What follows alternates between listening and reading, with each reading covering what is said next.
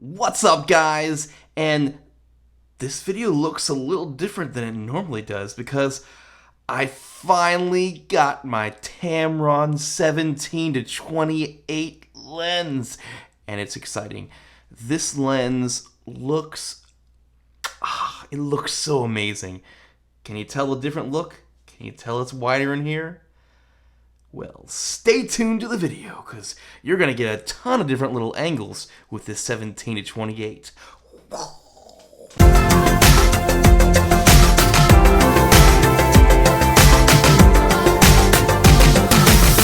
Well, like I said at the beginning of the video, I got my Tamron lens, finally, and it's about time that I get to these videos because I've had it for a few weeks now, and I literally got it 2 weeks ago, went on vacation, and there's been a lot of family stuff going on lately, and I'm finally getting around to recording this video.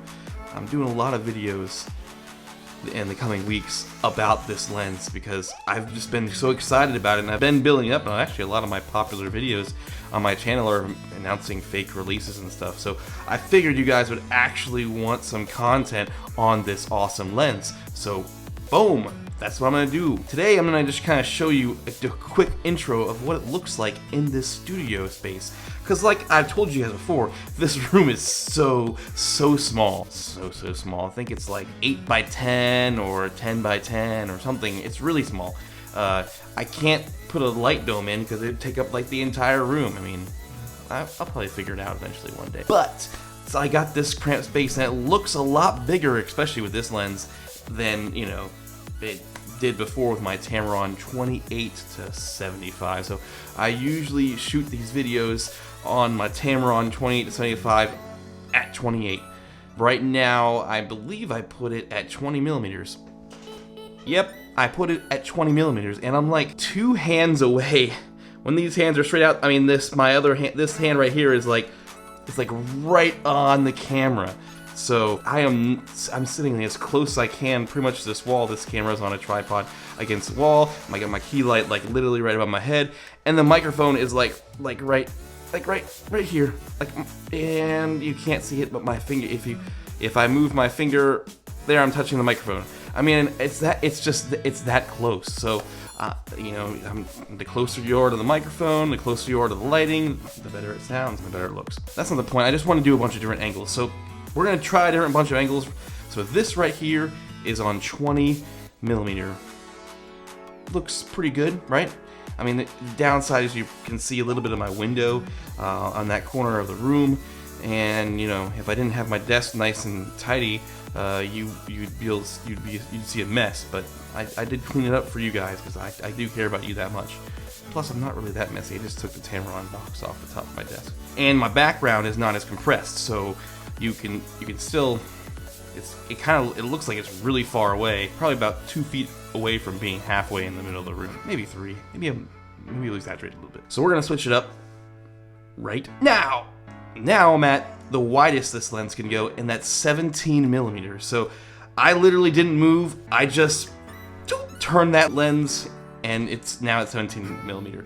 This is the lens, and I feel like I have so much like room to like spread my hands, and I mean, I didn't move at all. This is just, it makes this room look so big.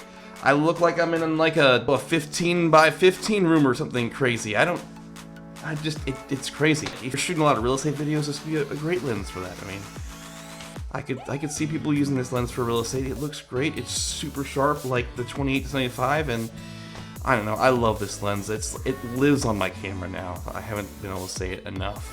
I haven't been able to say it enough. Boom! And we are at 24 millimeters. Right? 24.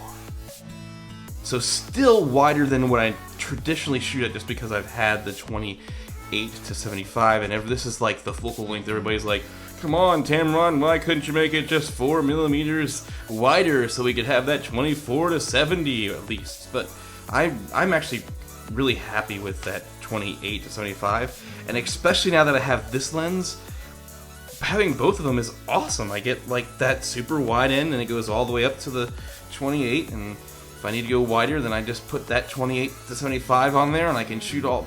It's great, and the the focusing distance of both of these lenses is almost like a macro lens. It's insane. Like, it's crazy. Like, there we go. I mean, it just... it focuses so close. It is so good. My hand is like right in front of the lens. I mean, you can't get... I don't know. It's so good. It's just so good. Alright, this is the shot that I've been shooting at for a little while now. The 28mm shot. Once again, all these positions I haven't moved at all. I just went and changed the millimeters, how far in the zoom is. And the other thing about this lens, it's so awesome, is that the zoom is internal. So literally nothing was popping out of this camera. It's been the same size. It's a perfect travel lens, man. I can't say enough good things about this lens. I mean, if you're looking for a vlogging lens, it can get away with that.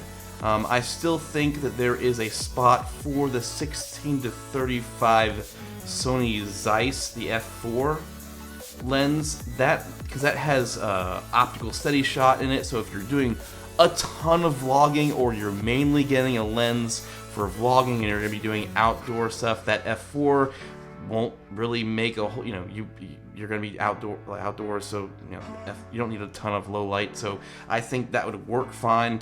Your bokeh look is nice, but I like this lens with 2.8 bokeh. Wow, it looks great. Some of the photos I've taken on this bad boy, which are like right there.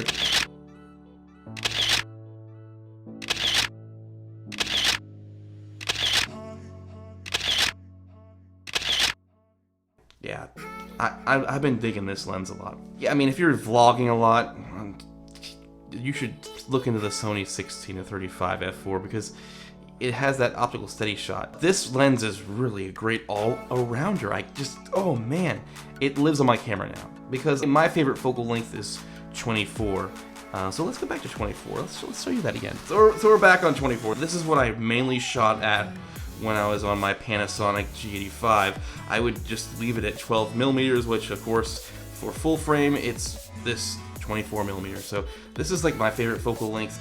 And I think it's almost because I had that G85 for 2 years, and then the kit lens was a 12-60, and I pretty much always shot at 12mm. I got so used to it. I shouldn't say always, but most of the time I was shooting at 12mm. This lens is awesome.